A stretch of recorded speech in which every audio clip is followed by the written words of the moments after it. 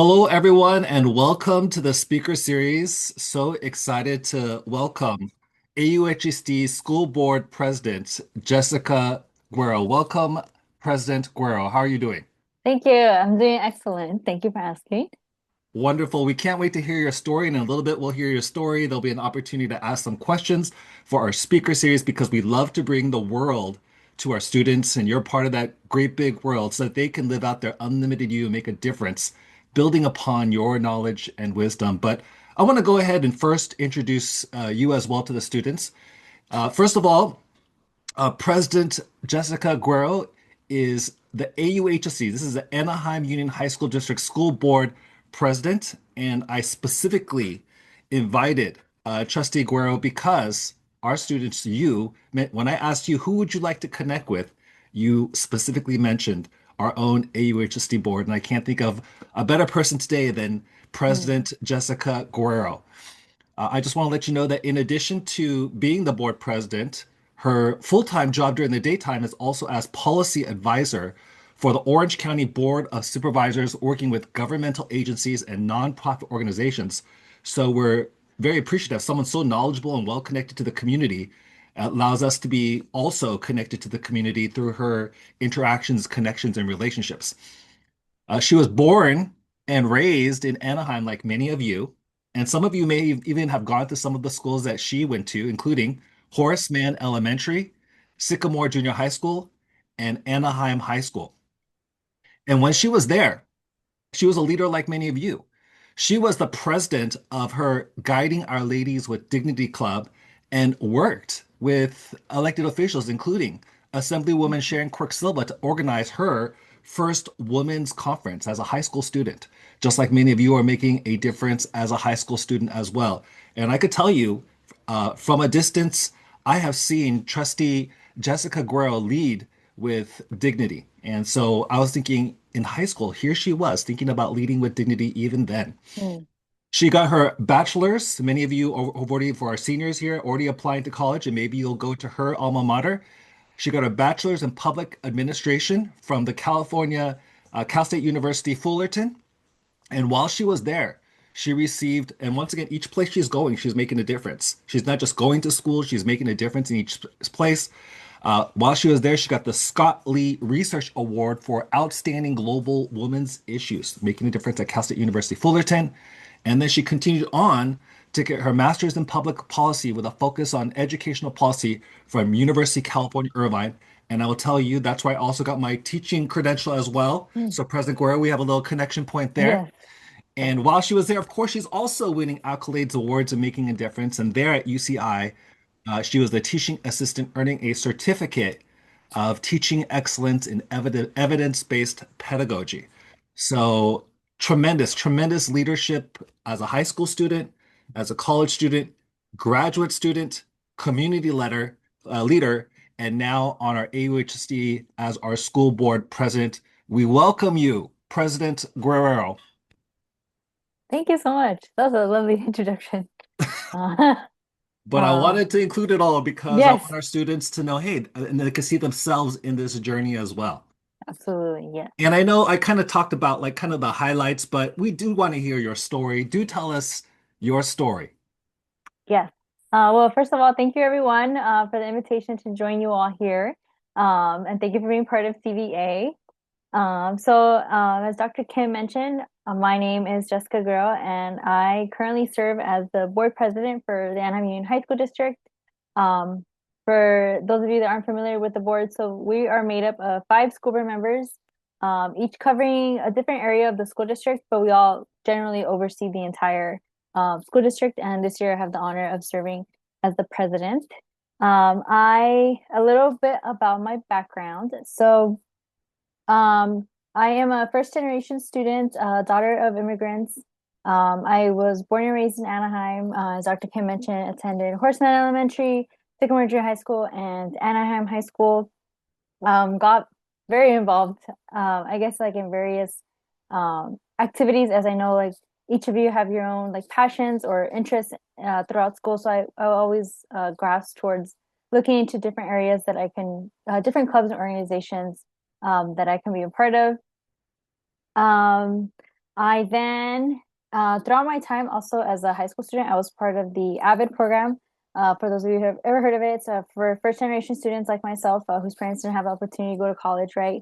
And have the opportunity to really learn how to get there, work with the same counselor for the next 4 years, and really help myself get to college. Um, and then, as Dr. Kim mentioned, I attended the California State University Fullerton, where I actually went into college undeclared. So I wasn't sure what my major was going to be for the first 2 years. And during that time, I kind of took the time to explore like what I really wanted to do. Took a lot of like general ed courses. As you all, whoever's applying to college, you always got to take general ed courses. So I took that opportunity to really kind of get to know what I wanted to do. And then I found the major public administration because I thought it was very like public service. I've always been interested like in helping others, like community service, somewhere in that route. And during my time in majoring in public administration, I really wanted to focus on underserved communities. So I decided to get a minor in Chicano studies and women's studies because, a fun fact, or not fun actually, back in my day in high school, there was no ethnic studies courses or courses that really that you saw like women of color, people of color really generally in the curriculum.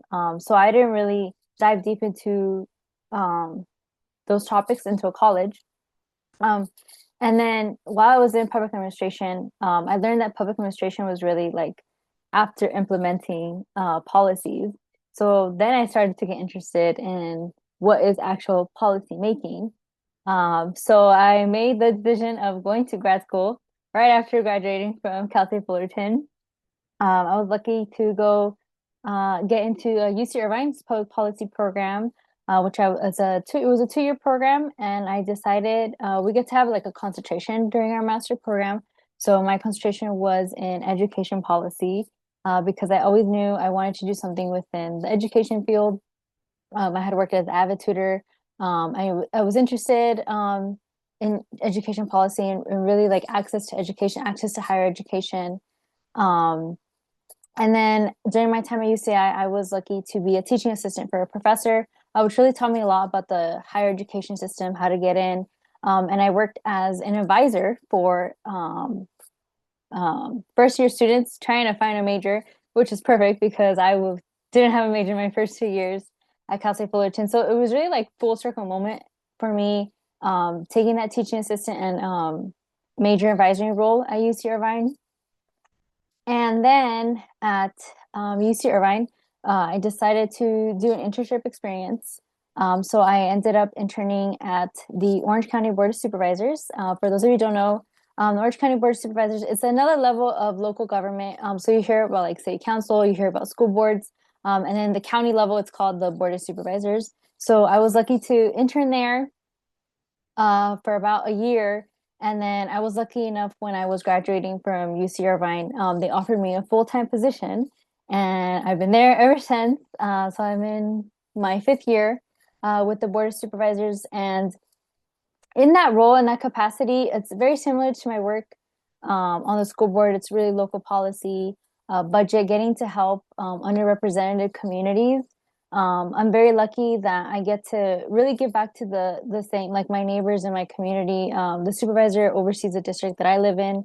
It's 5 cities, so it's Anaheim, Fullerton, Placentia, La Habra, and Stanton. Um, and through that work, we get to really like connect residents to resources, which really drew my passion into this work, into public service. We get to look at different policies and how we can better shape like homelessness policy, health inequities, and really go through that. And during my time with the Orange County Board of Supervisors, there was a seat open on the school board. So I decided to run in 2022 for the school board, and running a campaign there's a lot that goes into running a campaign, but I was very successful. I was very blessed to come out of the campaign successful and being able to now serve as a school board member to the very same schools that I graduated from. I get to um, connect with students that I was once in their shoes, right? Like first generation students, students with immigrant parents, students, women of color, right? People of color. My When I won my seat on the AUHSD board, I actually made history as the youngest and first Latina on the board. So I definitely understood what that impact meant, right? And how important my story and like the and my background, what it brought to the table, and bringing a different perspective to our already great board that we have, but also being able to share those experiences. And I've been lucky to serve. It's a 4 year seat, so I'm in my going into my fourth year this year.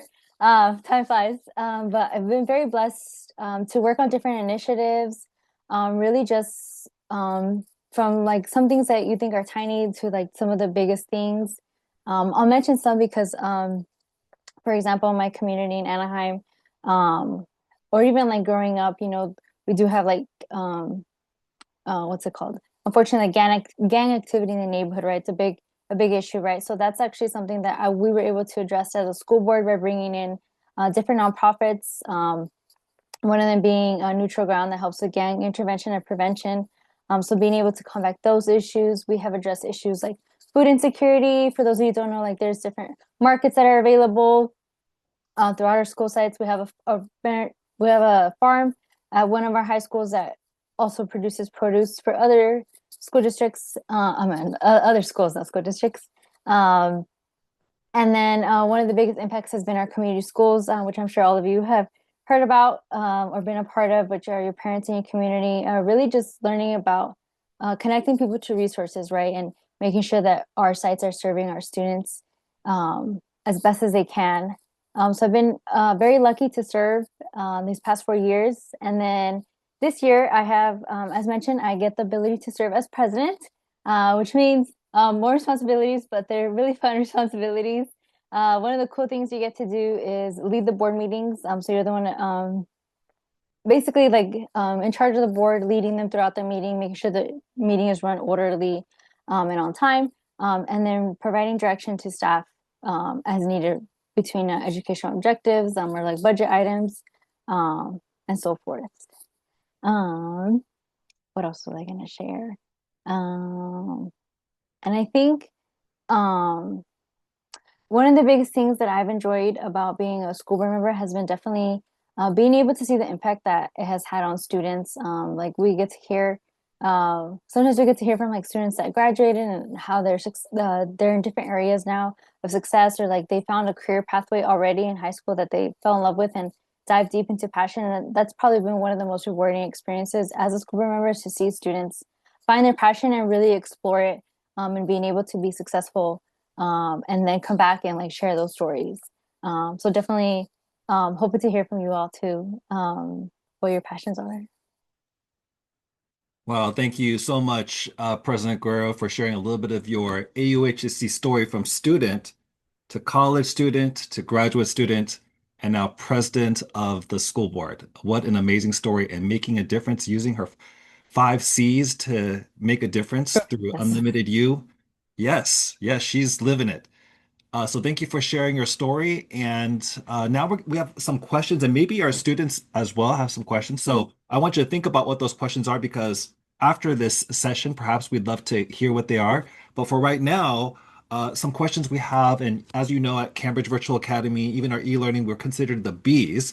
So Yes. what's the hive or community that shaped you to who you are today? So, and how do you build your hive? What are the people, places, and practices that renew your energy? Thank you. I love that question so much. There's definitely, I would not be where I am today without like my family, friends, of course, and then some of the close like mentors and people that you meet along the way in your journey.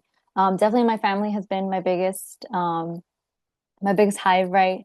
Have always been there for me since the beginning, right?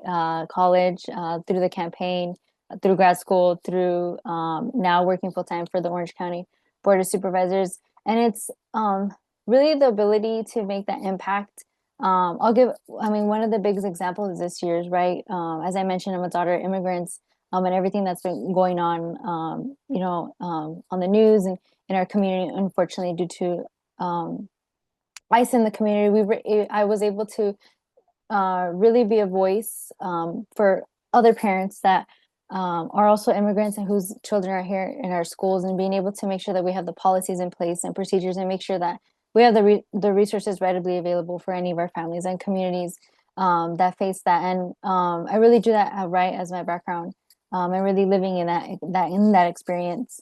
Um, in addition, my part of my hive is my friends. I have two very best friends that I met actually in high school that we're still friends today.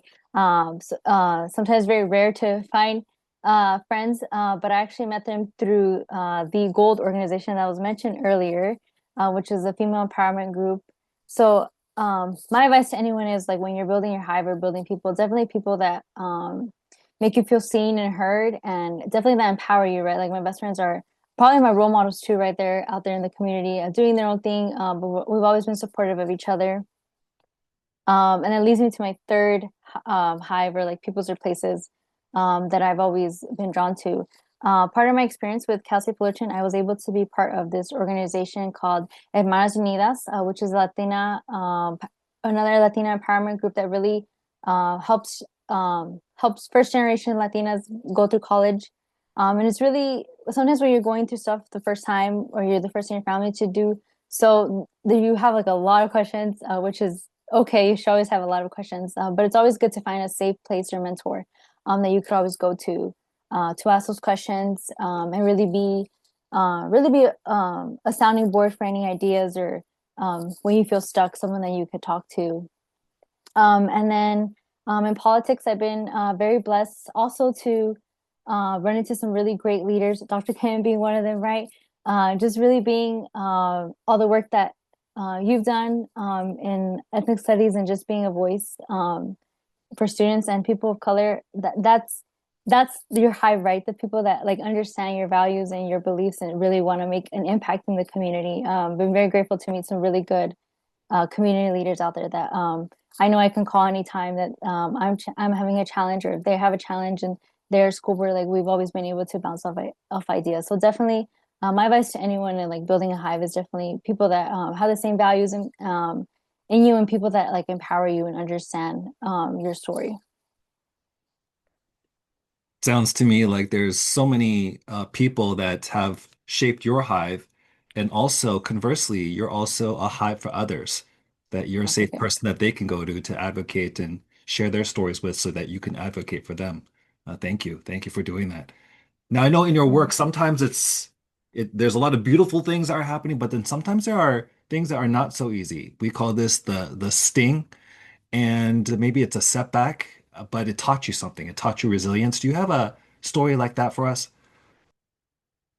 Yes. So I can share. I'll go back to my campaign in 2022. So when you're running for office, you have to submit to the registered voters that you're running, and then other candidates that whoever jumps in the race also submit their names. So I was honestly the underdog in that race. There was two other opponents, as always, like I was a first generation student, right? So it was all new to me running for office. Um, and oh, as I mentioned, I was the youngest. If elected, I was going to be the youngest person. I was also a young woman of color. So that in itself was a challenge. And I knew stepping up to run for office, um, being able to ground myself in the why I was doing this and what I wanted to give back to the community really empowered me and pushed me to keep going through the points of the campaign. And of course, my hive, what I mentioned previously, my family, my friends, and really people that I could bounce off ideas of have really shaped and really helped me build my resilience, right? I would definitely say resilience isn't built like overnight. You're gonna have like with anything in life, right? You're gonna have hard days, you're gonna have easy days, but it's always going back to why you're doing this, right? What values you have, what you're trying to give back to the community at point. Because I will say, in an example of my campaign, right, there's always some naysayers, right, that um, don't think you should be in a leadership role, or don't think you should be in a position of power, right? Or don't think that you bring a valuable voice to the table. And I would definitely say always go back to your hive, right? Your people that you could call upon, that really know you, but also knowing yourself and what you bring to the table at the same time, really helped me build my resilience throughout the campaign. And ultimately, um, I was able to be successful through the campaign, and then I still maintain the same hive, the same friendships, and the same people that I can count on throughout that time, because um, it's always something you're learning. I would definitely say through resilience, like you'll build resilience. I'm sure all of you are building it in high school as well. You set some challenges, or there's like a difficult class that you're like, I don't think I can get through this class, or like in grad school when you're like doing finals papers, and it's like if you write one more paper it's gonna be the end of the world. But really it's really remembering where you came from, who your hive is, and who you are. Thank you for sharing some of your stories of resilience. And when it comes to campaigning students, I know a lot of you are in government and politics class, or we were in that class just last semester. This would definitely be something that I think, it would be good to look at, like how different people campaign. And I definitely recommend looking at President Jessica Guerrero's campaigning strategy, her socials. I mean, she's using like Canva. It's like looks so good. It's like when Yeah. she runs the meetings and she presents, there's so much dignity there. And of course, our AUHSD school board meetings are online. So you could just go to AUHSD school board Yes. meetings and probably hear for yourself President Guerrero leading our district. You can see that for yourself. It's online for everyone to see. So I know you've overcome great resilience, and from that hard work, we bees do work hard as well. There must be some honey in the honeycombs. What does that success look like for you? Yes, I'll definitely say, even like, so definitely success is definitely knowing that you made an impact. Even if whether it's within your own goals or in helping others. And sometimes that impact is very small, but as it builds up, it honestly leads to something greater. One of the biggest things I'll definitely say is during my time at UCI, as I mentioned, I was a major advisor, so I help students find their major. And then just sometimes getting to hear back from students of like they fell in love with their major and they have a job now and they're like doing different things in the community, and just being a big impact. That is definitely like the sweet moments in life, right? That you know that you made a small impact, you're able to help somebody, and what you're doing also makes a difference. Very similar to my time now in local government. Um, in my job, in the capacity of my job, I have um, I'm very grateful to be able to connect others to resources. And like I said, sometimes it's like the smallest thing, but it makes the biggest impact. One of the biggest things that the board of supervisors is in charge of, for those of you that don't know, is also transportation. So like public transportation, the OCTA buses. Um, and this actually was a connection that we made with the school district. We had a school that ended at a certain time, but uh, the bus left the bus stop before the students got out of school. So with the students advocacy, and with the help of the board of supervisors, we were actually able to like change the bus time. And I know it's like a small little thing like bus time, but it helped the students that were working late or had to go take care of their siblings after school, to be there on time, and to not have to wait also like on rainy days or when it was hot. So those little moments of knowing that you're making small increment changes in the community, has honestly been a blessing, and really grateful to be able to be a part of that work, and just see it in its longevity of how much of an impact it'll make down the road. Wonderful, like honeycomb experiences, small wins as well as big wins that you've been able to do all the way since when you were a student until today in your role as president of the school board as well. Now, there's probably an issue that rises to the surface. Like you think about like the community, you think about our country, maybe there's a global issue that you would love for us to swarm around with innovative solutions. What would that issue be? Mm, yes, this is probably the hardest question that when I saw the questions, I was like, oh, that's a very good question. Very intuitive. There's a lot, but I think putting on like my school board hat, it's definitely student opportunities. I think um sometimes we don't listen to our students or like listen to like some of their passions and what they're interested in. Um, and I think sometimes that might get lost in some of the like everyday actions. But I've one of the biggest blessings of this job has been like being able to listen to students, what they're interested in, bringing those passions to them and connecting, like I said before, like making different connections. So I would definitely say one of the biggest like global issues is listening to our young people, listening to our students. We have a lot to learn. Um, Definitely, and I can definitely say that too because I believe like when I was a student at in AUHSD, like I had some really impactful teachers. One of them actually being my U.S. government teacher that really like listened to students was really connected them to like different resources and always was like a sounding board for different ideas or like innovations that you had or challenges that you had. So I would definitely say listening to our young people. Wonderful. And so many different ways that you are creating to help us to listen to the voice of our youth because I do think they have something to say. And Yes. is there a golden pollen, like an idea, like a quote, a motto that you live by that you hope spreads everywhere? Oh, my biggest motto. Um, I would definitely say um probably a motto that is like leadership comes in different forms. And you don't always have to be the loudest in the room, or even the quietest in the room, but if you care about making a difference, and you listen to others, you can definitely make a big impact, in whatever you choose to do in life.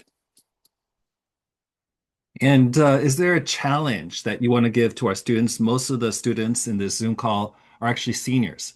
They're about to be Mm. launched off into the world. Is there a challenge you'd like to give our students and our community?